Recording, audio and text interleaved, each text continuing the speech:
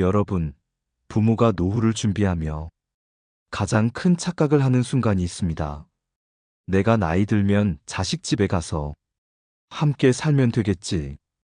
이 생각은 한때 당연한 듯 받아들여졌습니다. 그러나 지금의 현실은 과거와 크게 달라졌습니다. 결혼한 자녀의 집은 부모에게 기대던 마지막 보금자리가 아닙니다. 오히려 조심해야 할 새로운 세상일 수 있습니다. 정약용은 오래전 이렇게 말했습니다. 부모는 자식의 집에 오래 머물면 마음이 다치고 존엄을 잃는다. 그의 통찰은 시대를 초월해 지금도 유효합니다. 한 어머니의 이야기를 들어보겠습니다. 평생 자식을 위해 헌신하며 살았습니다. 학비를 대고 결혼 자금까지 모두 책임졌습니다. 노후에는 당연히 아들이 모실 거라 믿었습니다. 하지만 며느리와의 작은 생활 습관 차이가 금세 갈등으로 번졌습니다. 집안일 방식, 식사 시간, 심지어 텔레비전 소리 크기까지 문제가 되었습니다. 며느리는 말없이 힘들어했고 아들은 눈치를 보느라 지쳤습니다. 어머니는 자신이 짐이 된 듯한 느낌을 견디지 못했습니다. 또 다른 사례도 있습니다. 딸이 결혼 후 집을 마련하며 부모를 초대했습니다. 처음에는 반갑게 맞아주었습니다. 하지만 시간이 지날수록 사위와의 생활 리듬이 달라 사소한 불편이 생겼습니다. 주방 사용 순서, 아이 훈육 방식, 재정 문제까지 의견 충돌이 잦아졌습니다. 결국 어머니는 내가 있어서는 안 되겠구나 하고 조용히 집을 나왔습니다. 이후 관계는 어색해졌고 예전처럼 가깝게 지내기 어려웠습니다. 사람은 누구나 자신의 공간에서 편안함을 원합니다. 결혼한 자녀의 집에는 이미 부부만의 질서가 생겨 있습니다.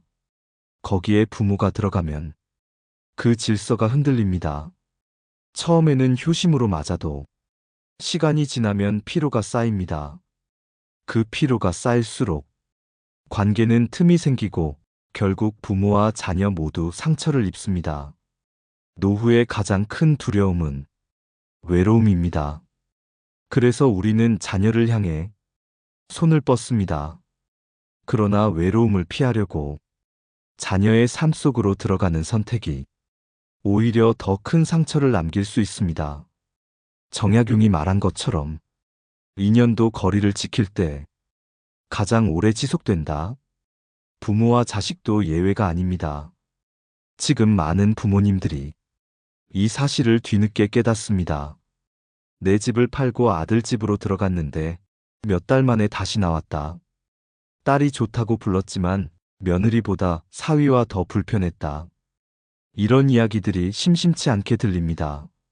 자녀 집으로 들어가는 것이 마음의 안식처가 아니라 새로운 긴장의 시작이 되기도 합니다. 오늘부터 우리는 한 가지 질문을 던져야 합니다. 정말 나의 노후를 자녀의 집에 의지해도 될까?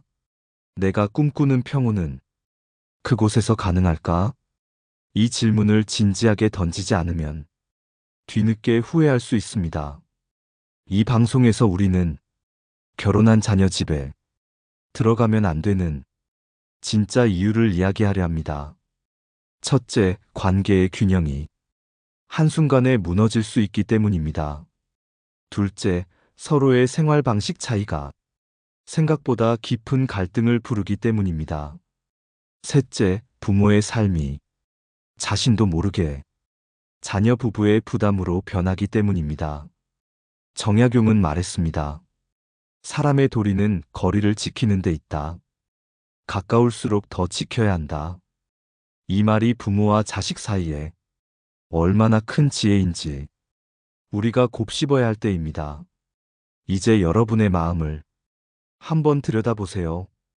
혹시 나도 언젠가 아이들 집에 가서 살겠다고 막연히 기대하고 있진 않습니까? 혹은 부모님이 내 집에 들어오려 하실 때 솔직히 두려웠던 적이 있지 않습니까? 이 방송은 그 고민을 정면으로 바라보게 도와줄 것입니다. 오늘은 첫 이야기로 왜 이 문제가 우리 삶의 가장 중요한 선택 중 하나인지, 그리고 왜 지금부터 미리 생각해야 하는지 함께 살펴보았습니다. 이제 이어지는 이야기에서 현실 속 구체적인 사례와 통찰을 더 깊게 나눠보겠습니다. 지난 시간에는 결혼한 자녀의 집에 들어가는 선택이 왜 인생 후반부에 큰 위험이 될 수 있는지 서두를 열어보았습니다. 이제는 그 위험을 현실 속 사례를 통해 더 깊이 들여다보려 합니다. 누군가의 이야기일 수도, 어쩌면 바로 여러분의 미래일 수도 있는 이야기입니다. 서울 근교에서 평생 가게를 운영했던 한 부부가 있었습니다. 두 사람은 젊은 시절부터 자녀를 위해 모든 것을 쏟아부었습니다. 아들 결혼식에 집을 팔아 신혼집 전세금을 마련해 주었고, 딸에게도 든든한 지원을 아끼지 않았습니다. 우리 노후야 아들이 챙기겠지 하는 믿음이 있었습니다.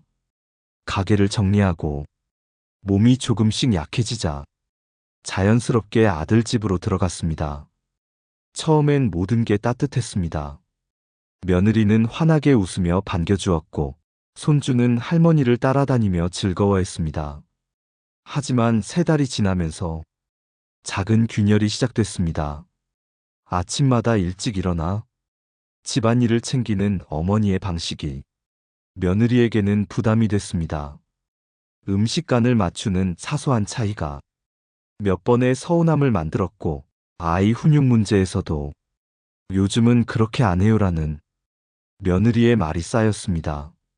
아들은 중간에서 조율하려 했지만 시간이 갈수록 지쳤습니다. 부모를 지켜야 한다는 책임감과 아내의 피로감 사이에서 쉽게 웃던 얼굴이 점점 굳어졌습니다. 결국 어느 날 어머니가 조용히 말했습니다. 우리가 나가야겠다. 너희 사는데 방해가 되는 것 같구나.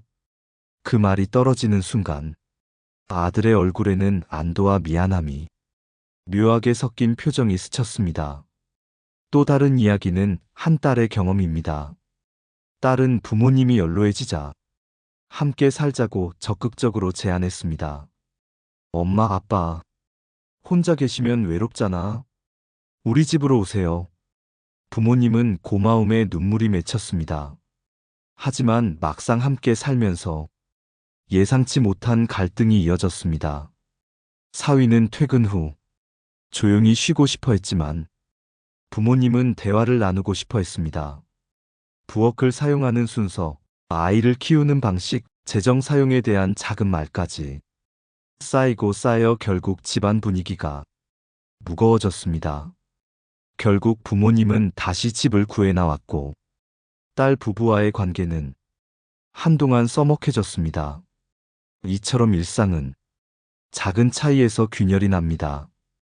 부모는 도와주려 하지만 자녀 부부는 자신들만의 생활 리듬을 지키고 싶어 합니다.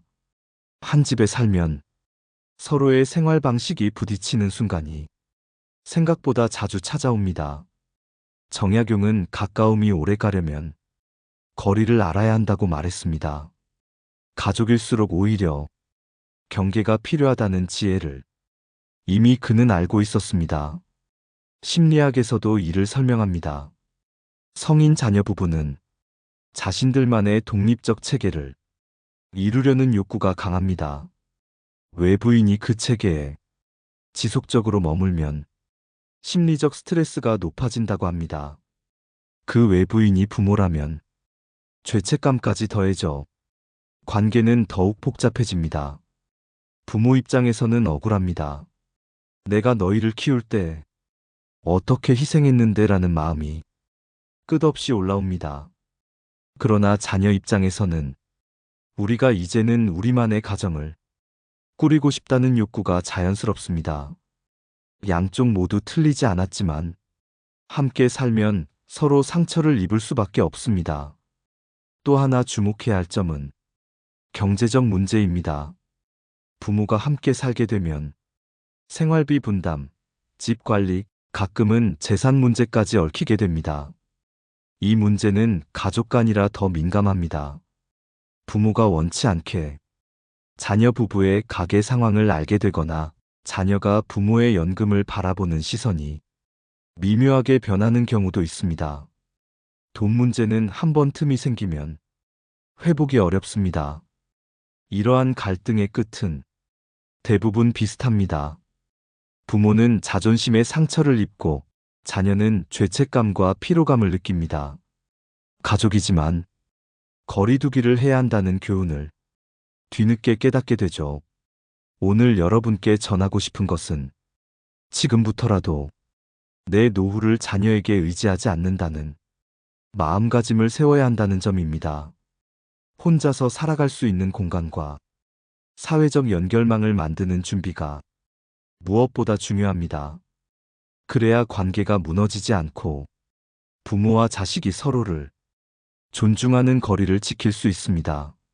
앞으로 이어질 이야기에서는 이 현실적 문제를 넘어 더 깊은 통찰과 철학적 관점을 나누려 합니다. 정약용과 여러 지혜로운 이들의 말 속에서 우리가 배워야 할 노후의 길을 함께 찾아가겠습니다. 앞에서 우리는 부모가 결혼한 자녀 집으로 들어가면 어떻게 작은 차이가 갈등으로 번지는지 현실적 사례를 통해 살펴보았습니다. 이제는 한 발 더 들어가 그 이면에 숨어있는 깊은 통찰을 이야기해 보려 합니다. 사람은 누구나 독립을 원합니다. 아이 때는 부모의 품에서 자라지만 성인이 되면 자신만의 공간과 결정을 하고 싶어 합니다. 결혼은 그 독립을 공식적으로 세우는 과정입니다. 따라서 부모가 그 공간으로 들어오는 순간 자녀 부부의 독립적 세계는 본능적으로 긴장합니다. 정약용은 부모의 도리는 사랑하되 자식의 삶을 대신하지 않는 것이다라고 남겼습니다. 그는 이미 오래전 부모와 성인 자녀의 경계를 명확히 하고 있었습니다. 사랑이 지나치면 오히려 상대를 옥죄게 된다는 것을 그는 꿰뚫고 있었습니다. 현대 심리학도 같은 이야기를 합니다. 부모와 자녀 관계를 심리적 분화라는 개념으로 설명합니다. 분화란 서로를 사랑하지만 각자의 삶을 존중하는 상태를 뜻합니다. 분화가 이루어지지 않으면 부모는 자녀를 계속 통제하려 하고 자녀는 부모의 기대에서 벗어나지 못한 채 답답함을 느낍니다. 한 집에 살면 이 분화가 극도로 어려워집니다. 많은 부모님이 난 그냥 조용히 있을 거야. 도움만 되고 싶어라고 말하지만 실제 생활은 그렇게 단순하지 않습니다. 하루 세끼의 식사, 집안일의 순서, 아이 양육 방식, 휴일의 시간을 보내는 방법까지 모두가 부딪힙니다. 조용히 있으려 해도 존재 자체가 공간의 흐름을 바꿉니다. 이때 생기는 긴장은 대부분 표현되지 않고 서서히 쌓여가며 결국 큰 틈이 됩니다. 정약용은 또 말했습니다. 사람과 사람 사이에는 지켜야 할 거리가 있다. 거리를 잃으면 사랑도 잃는다. 이 말은 가족 관계에 그대로 적용됩니다. 부모와 자식이 서로를 사랑하지만 거리를 잃으면 서로가 불행해진다는 뜻입니다. 여러분, 이 부분에서 많은 분들이 마음이 아프실 수 있습니다. 나는 평생 자식 위해 살았는데 이제 와서 거리를 두라니? 하지만 이것은 사랑을 포기하라는 말이 아닙니다. 사랑을 오래 지키기 위해 필요한 지혜입니다. 사람의 본성을 이해하는 것이 관계를 지키는 첫걸음입니다. 본성은 단순합니다. 자유를 원하고 존중받길 원하며 자신의 공간을 지키려 합니다. 부모도 젊을 때 그랬습니다. 시부모, 장인장모와 함께 살며 답답했던 경험을 떠올려 보세요. 그때의 감정이 지금 자녀에게도 그대로 이어집니다. 다만 우리는 부모가 되면서 그 사실을 잊어버렸을 뿐입니다. 또한 노년기의 중요한 과제는 정체성 유지입니다. 나이 들수록 우리는 사회적 역할을 잃어갑니다. 직장인에서 은퇴자가 되고 아이를 키우던 부모에서 조부모가 됩니다. 이때 자신의 삶을 스스로 꾸려가지 못하면 타인의 공간에 기대려 합니다. 그러나 기대면 기대는 만큼 존엄을 잃게 됩니다. 정약용은 이를 꿰뚫고 노년은 스스로 서야만 평안하다라고 강조했습니다. 인간관계의 지혜란 상대가 원하는 것보다 내가 주고 싶은 것을 주지 않는 것입니다. 부모가 자녀에게 원하는 것은 함께 있고 싶다는 마음이지만 자녀가 원하는 것은 서로를 존중할 수 있는 적당한 거리입니다. 그 거리를 지킬 때 사랑은 훨씬 오래 지속됩니다. 그래서 우리는 노후를 설계할 때 주거와 생활을 내가 내 삶을 유지할 수 있는가라는 질문으로 다시 바라봐야 합니다. 내 공간을 마련하고 내 생활을 유지할 수 있어야 자녀와 건강한 관계를 이어갈 수 있습니다.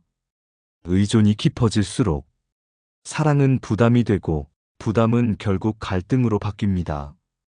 이쯤에서 스스로에게 이런 질문을 던져보면 좋습니다. 나는 지금 내 노후를 누구에게 기대고 있는가? 혹시 자식 집에 들어가면 되겠지? 라는 생각에 안주하고 있진 않은가? 만약 그렇다면 지금부터라도 작은 준비를 시작해야 합니다. 그 준비가 여러분의 존엄을 지키고 자녀와의 관계를 건강하게 만들어줍니다. 다음 이야기에서는 정약용이 전한 구체적 가르침을 따라 왜 부모가 자녀 집에 머물면 존엄과 사랑을 잃을 수밖에 없는지, 그리고 그것을 피하는 지혜는 무엇인지 더 깊이 탐구하겠습니다. 또한 역사 속 철학자들이 남긴 노년과 관계에 관한 명언을 통해 지금 우리의 선택을 더 넓은 시각에서 조명해 보려 합니다. 이제부터는 정약용과 여러 철학자들이 노년에 남긴 깊은 가르침을 통해 우리가 왜 결혼한 자녀의 집을 조심해야 하는지, 어떻게 존엄을 지키며 건강한 관계를 유지할 수 있는지를 더 깊이 살펴보겠습니다. 정약용은 말했습니다. 사람은 나이를 먹을수록 스스로의 집을 지켜야 한다. 남의 집에 오래 머물면 사랑이 부담으로 바뀌고 존중은 사라진다. 그의 이 말은 부모가 자녀 집에 의지하려는 우리 사회의 오래된 습관을 정확히 꿰뚫은 통찰입니다. 그가 이런 가르침을 남긴 이유는 조선시대에도 이미 세대 간 갈등이 있었기 때문입니다. 당시에도 부모가 자녀와 살면 생활 습관 차이, 재산 문제, 권위의 충돌이 빈번했습니다. 정약용은 그것이 가족의 사랑을 해치는 결과를 너무 많이 보았습니다. 독일 철학자 쇼펜하우어는 가까운 사람과도 적당한 거리가 필요하다. 거리를 모르면 사랑도 증오로 변한다. 라고 말했습니다. 그는 인간관계의 본질을 아주 냉정하게 바라보았습니다. 부모와 자식도 예외가 아닙니다. 지나친 간섭이나 동거는 사랑을 망가뜨리는 첫걸음이 될 수 있다는 의미입니다. 또한 프랑스 사상가 라로슈푸코는 사람은 빚진 관계에서 사랑을 느끼기 어렵다 라고 말했습니다. 자녀는 부모에게 평생의 빚을 진 듯한 마음을 갖고 있지만 같이 살게 되면 그 빚이 무겁게 다가오기 시작합니다. 부담은 감사의 마음을 서서히 갉아먹고 결국 불편함과 원망으로 변합니다. 이와 비슷하게 불교에서도 관계의 거리를 강조합니다. 부처님은 제자들에게 가까움이 편안하려면 서로의 자유를 해치지 말아야 한다 라고 가르쳤습니다. 누군가의 공간에 지속적으로 머무르면 그 자유를 빼앗게 되고 결국 관계는 고통으로 변한다는 것입니다. 현대 가족학자들도 같은 이야기를 합니다. 부모가 성인 자녀와 동거할 때 처음 12개월은 서로에게 긍정적인 에너지가 흐르지만 3개월이 지나면 생활 방식의 차이로 갈등이 증가하고 6개월이 지나면 관계 만족도가 급격히 떨어진다고 합니다. 이는 전 세계 여러 연구에서 비슷하게 나타나는 결과입니다. 정약용은 노년의 지혜를 이렇게 정리했습니다. 첫째, 자립의 힘을 잃지 말라. 재정과 생활의 독립이 무너지면 관계의 균형도 흔들립니다. 둘째, 거리의 미학을 이해하라. 사랑은 거리를 둘 때 오래갑니다. 셋째, 존엄을 지켜라. 존엄을 잃으면 부모와 자녀 모두 불행해집니다. 이 3가지는 오늘날에도 그대로 적용됩니다. 요즘 부모님들이 요양원 대신 새로운 주거 형태를 찾는 이유도 이 3가지와 맞닿아 있습니다. 공동체형 아파트나 실버타운은 부모가 스스로의 삶을 유지하면서도 사회적 관계를 유지할 수 있는 공간입니다. 자녀에게 짐이 되지 않으면서도 외롭지 않게 살 수 있는 길이지요. 한 가지 더 주목해야 할 것은 노년의 존재감입니다. 사람은 누구나 자신이 의미 있는 존재임을 느낄 때 행복을 느낍니다. 하지만 자녀 집에 들어가면 이 존재감이 쉽게 약해집니다. 부모는 조심스러워지고 무엇을 해도 부담을 줄까 염려합니다. 그러다 보면 점점 말수가 줄고 자신감이 사라집니다. 이는 정신적 건강에도 큰 영향을 미칩니다. 미국의 심리학자 카렌 호르나이는 타인의 공간에서 오래 머무는 사람은 자신의 자율성을 잃고 정체성의 혼란을 겪게 된다라고 지적했습니다. 노년기에 자율성을 잃으면 우울감과 무가치감이 깊어집니다. 따라서 가능한 한 자신만의 공간을 유지하는 것이 심리적 건강을 지키는 중요한 방법입니다. 정약용은 나이 들어도 배움과 생각을 멈추지 말라 라고 강조했습니다. 그의 말은 단순히 공부를 하라는 뜻만이 아닙니다. 스스로의 삶을 주체적으로 설계하고 의미를 찾으라는 지침이기도 합니다. 그렇게 할 때만 자녀에게 기대지 않는 품위 있는 노년을 살 수 있습니다. 이제 우리는 부모와 자녀 관계를 새롭게 정의해야 합니다. 사랑을 오래 지키려면 물리적 거리와 심리적 자립이 필요합니다. 정약용과 철학자들이 한결같이 전한 메시지는 사랑을 위해 거리를 두라는 것입니다.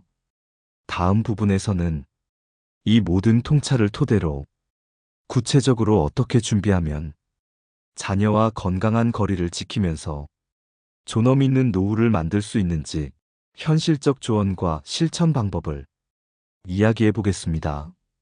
이제까지 우리는 결혼한 자녀 집에 들어가는 것이 왜 위험한 선택이 될 수 있는지, 그리고 정약용과 여러 철학자들이 남긴 지혜를 통해 그 이유를 깊이 살펴보았습니다. 이제 마지막으로 앞으로의 삶을 어떻게 준비해야 하는지, 그리고 관계를 지키며 품위 있는 노년을 보내기 위한 구체적인 조언을 나누며 이야기를 마무리해 보겠습니다. 먼저 정약용이 남긴 가르침을 3가지로 다시 정리해 보겠습니다. 첫째, 자립의 힘을 잃지 말라. 경제적 생활적 독립은 관계의 균형을 지켜주는 가장 큰 축입니다. 내가 나의 집을 유지하고 나의 일상을 스스로 결정할 수 있어야 자녀와의 관계도 존중 속에서 이어집니다. 만약 경제적 독립을 포기하고 자녀에게 전적으로 기대면 처음엔 고마움이 있어도 곧 부담이 되고 그 부담은 사랑을 갉아먹습니다. 둘째, 거리를 지킬 줄 알아야 한다. 사랑은 가까움이 아니라 적절한 거리에서 오래 지속됩니다. 같이 사는 것이 효도가 아니고 거리두기가 외면도 아닙니다. 적당한 거리가 있을 때 부모는 존중을 받으며 자녀는 죄책감 없이 도움을 줄 수 있습니다.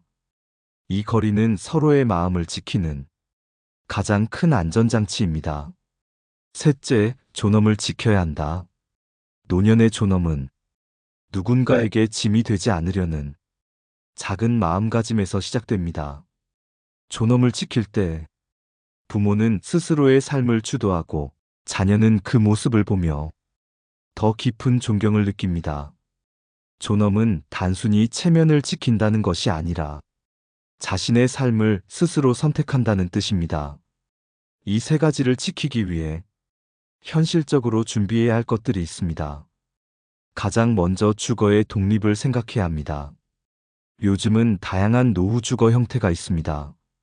작게라도 본인 집을 유지하는 방법, 시니어 전용 아파트, 생활 지원형 실버타운 등 다양한 선택지가 존재합니다. 중요한 것은 내가 나답게 살 수 있는 공간을 갖는 것입니다. 그 공간이 있어야 자녀와의 관계도 부드럽게 이어질 수 있습니다. 다음은 사회적 연결망입니다. 나이가 들수록 친구와 이웃이 줄어듭니다. 하지만 의도적으로 취미 모임, 지역 커뮤니티, 종교나 봉사활동 등을 통해 사람들과 관계를 유지해야 합니다. 이것은 단순한 외로움 해소가 아닙니다. 관계의 균형을 지키는 힘이며 자녀에게만 의지하지 않도록 도와줍니다. 또한 재정 관리가 중요합니다. 가능하다면 일정한 현금 흐름을 유지하고 자녀에게 지나치게 재산을 이전하지 않는 것이 관계의 부담을 줄입니다. 물려줄 수는 있어도 살아가는 힘까지 모두 내어주면 부모 자신도 불안해지고 자녀에게도 미묘한 압박이 생깁니다. 정약용이 말한 자립은 바로 이 부분에서 시작됩니다. 마지막으로 마음의 준비입니다. 노년은 누구에게나 고독과 외로움이 찾아옵니다. 하지만 외로움을 두려워하기보다 그 안에서 자신을 돌보는 법을 배워야 합니다. 책을 읽고 사유하고 새로운 배움을 이어가는 것만으로도 마음은 한결 단단해집니다. 정약용은 늙어도 배우고 생각하라라고 말했습니다. 이는 단순한 학문이 아니라 삶을 스스로 이끌어가는 힘을 잃지 말라는 깊은 가르침입니다. 여러분, 이제는 우리 모두가 스스로에게 물어야 합니다. 나는 내 노후를 누구에게 기대려 하고 있는가? 자녀에게 기대어 편안함을 얻으려 하지만 그것이 결국 관계를 해칠 수 있다는 사실을 받아들일 준비가 되었는가? 혹시 아직 준비가 되어 있지 않다면 오늘부터라도 작게 시작해보세요. 작은 집을 마련하거나 취미 모임을 찾아 나가거나 생활비를 스스로 마련할 방법을 계획하거나 마음 공부를 시작하는 것. 이 모든 것이 존엄 있는 노년을 만드는 첫걸음입니다. 정약용과 여러 철학자들이 한결같이 말합니다. 가족을 사랑하려면 거리를 지켜라. 사랑을 오래 지키려면 스스로 서라. 이 말은 지금 우리 모두가 새겨야 할 메시지입니다. 오늘 방송을 마무리하며 여러분께 전하고 싶은 말이 있습니다. 자녀 집을 지켜주지 않는다고 해서 부모의 사랑이 줄어드는 것은 아닙니다. 오히려 그 거리가 사랑을 더 오래 지켜줍니다. 자녀의 삶을 존중하고 내 삶을 스스로 지켜낼 때 부모와 자식 모두가 행복해집니다. 혹시 여러분은 이 문제에 대해 어떻게 생각하시나요? 내 부모님 혹은 내 자녀와의 관계에서 어떤 준비를 하고 계신가요? 댓글로 여러분의 이야기를 들려주시면 많은 분들에게 큰 도움이 될 것입니다. 오늘 방송이 여러분의 마음에 작은 울림이 되었다면 구독과 좋아요로 함께 해주세요. 그 작은 응원이 앞으로 더 깊은 지혜와 현실적인 이야기로 찾아뵐 수 있는 큰 힘이 됩니다. 오늘도 여러분의 하루가 평온하고 따뜻하길 바랍니다. 함께 해주셔서 감사합니다. 내 삶을 바꾸는 지혜였습니다.